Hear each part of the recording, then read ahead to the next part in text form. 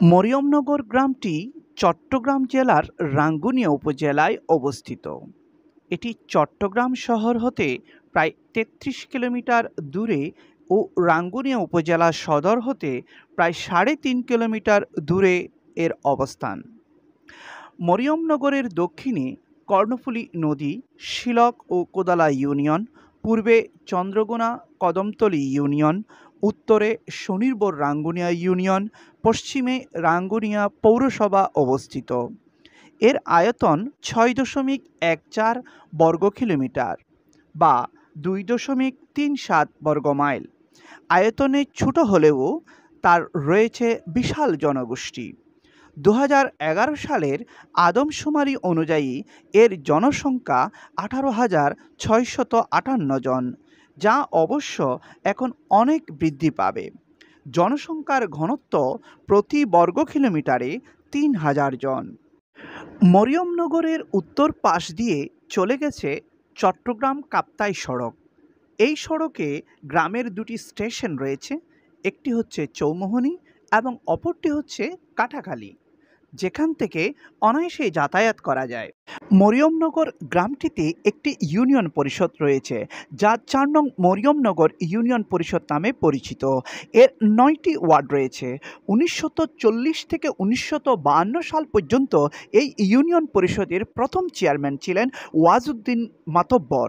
অবশ্য এই ইউনিয়নটি আগে অনেক বড় ছিল। রাঙ্গুনিয়া পৌরসভা সৃষ্টি হওয়ার পর থেকে এই ইউনিয়ন অনেক ছোট হয়ে গেছে।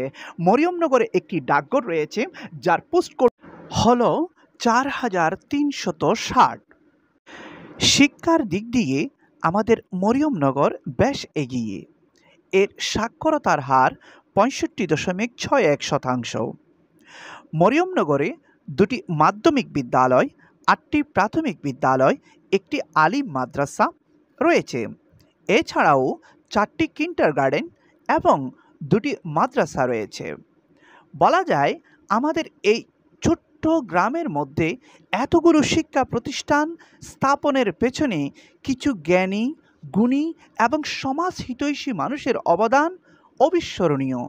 তাদের কল্যাণে আমাদের এই গ্রামে এতগুলো শিক্ষা প্রতিষ্ঠান সগৌরবে দাঁড়িয়ে রয়েছে। মরিয়মনগরে ২৪টি মসজিদ রয়েছে। বুঝতেই পারছেন, এই গ্রামে অধিকাংশ মানুষই হচ্ছে মুসলিম। পুরো বাংলাদেশে আপনি এমন একটি গ্রাম পাবেন না যেখানে প্রতিটি ধর্মীয় আচার অনুষ্ঠান একই সাথে বিপুল উৎসাহ নিয়ে উদযাপন করা হয়। তা একমাত্র আমাদের এই মরিয়মনগরেই পাবেন। বিশেষ করে পবিত্র মাহে রমজান, ঈদ উল ফিতর, ঈদ উল আজহা, ঈদে মিলাদুন্নবী সাল্লাল্লাহু আলাইহি ওয়াসাল্লাম উপলক্ষে এখানে গ্রামের মানুষের মধ্যে সৌহার্দ্য ও সম্প্রীতি দেখা যায়, তা অন্য কোথাও আপনি পাবেন না। আমার গ্রামের মানুষগুলো খুবই অতিথিপরায়ণ। সে যতই গরিব হোক না কেন, অতিথি আপ্যায়নে জুড়িনি। জায়গা কম হওয়ায় হয়তো রাত্রি যাপনে একটু কষ্ট হয়, কিন্তু আন্তরিকতায় একটু ঘাটতি থাকবে না। এটা হচ্ছে আমার প্রাণের মরিয়মনগর, এটা আমার ঐতিহ্যের মরিয়মনগর। মরিয়মনগরে মুসলিমদের পাশাপাশি হিন্দু ও বৌদ্ধ সম্প্রদায়ের মানুষরাও বসবাস করে এবং সাথে সাথে তাদের উপাসনালয়ও এখানে রয়েছে। এটা ছিল মরিয়মনগরের একমাত্র বাজার, ডেলি বাজার, যেটাকে সবাই বেয়ান বাজার নামে বেশি পরিচিত ছিল। এই বাজার এখন আর নেই। এখন সব চলে গেছে মরিয়মনগর সোনালী ব্যাংকের সামনে, সেখানেই সকল বাজারের ব্যবস্থা। আয়তনে মরিয়মনগর খুবই ছোট গ্রাম হওয়ায় খেলাধুলার জন্য মাঠের অভাব অনেক আগে থেকেই। একমাত্র কর্ণফুলীর চর ছাড়া অন্য কোনো ব্যবস্থা নেই। তারপরও রাঙ্গুনিয়া উপজেলায় ক্রীড়াক্ষেত্রে মরিয়মনগর এক বিশেষ স্থান দখল করে থাকে, যার জন্য আমাদের মরিয়মনগর গর্বিত। তিনি হজরত মুজিবুল্লাহ শাহ প্রকাশ পাগলা মামা রহমতুল্লাহ আলাই, যার মাজার জিয়ারত করতে দূর দূরান্ত থেকে অনেক মানুষ মরিয়মনগরে ছুটে আসেন। সুফি সাধক হজরত মৌলানা রাহাতুল্লাহ নকশবন্দি রহমতুল্লাহ আলাই, নুরুসফা নঈমি রহমতুল্লাহ আলাই ও বিসমিল্লাহ শাহ রহমতুল্লাহ আলাইহের মাজার শরীফ পৌর এলাকায় হলেও তাদের নিজ বাড়ি কিন্তু এই মরিয়মনগরেই ছিল। আপনি জেনে অবাক হবেন, মালয়েশিয়ার সাবেক প্রধানমন্ত্রী মাহাতির মোহাম্মদ এর দাদার বাড়িও ছিল এই মরিয়মনগরে। দুনিয়ার সাবেক সংসদ সদস্য মোহাম্মদ ইউসুফ, উপজেলা চেয়ারম্যান আব্দুল জব্বার ও মোহাম্মদ আলী শাহ, ভাইস চেয়ারম্যান মোহাম্মদ আক্তার হোসেনের বাড়ি এই মরিয়মনগরে।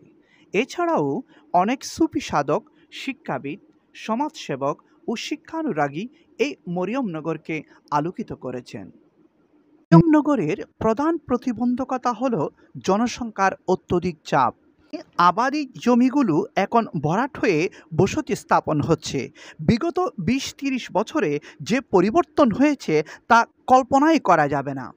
খুবই ঘনবসতিপূর্ণ স্থান হওয়ায় মানুষের পয়ঃনিষ্কাশন ব্যবস্থা খুবই নাজুক, যা সত্যিকার অর্থে আন্তরিকতায় পূর্ণ হওয়া সত্ত্বেও আমাদের মনটা একটু এখানে ছোট হয়ে আসে।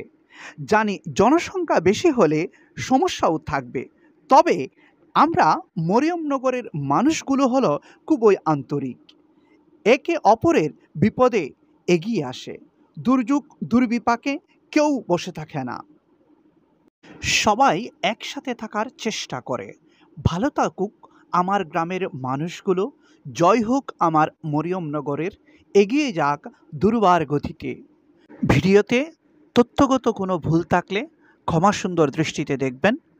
যারা ভিডিওটি দেখলেন, উপভোগ করলেন, আমার মরিয়মনগরের মানুষগুলো, সবাইকে লাইক, কমেন্ট, শেয়ার করার জন্য অনুরোধ জানাচ্ছি। আপনারা সবাই ভালো থাকবেন। আজকে এই পর্যন্ত। আল্লাহ হাফেজ।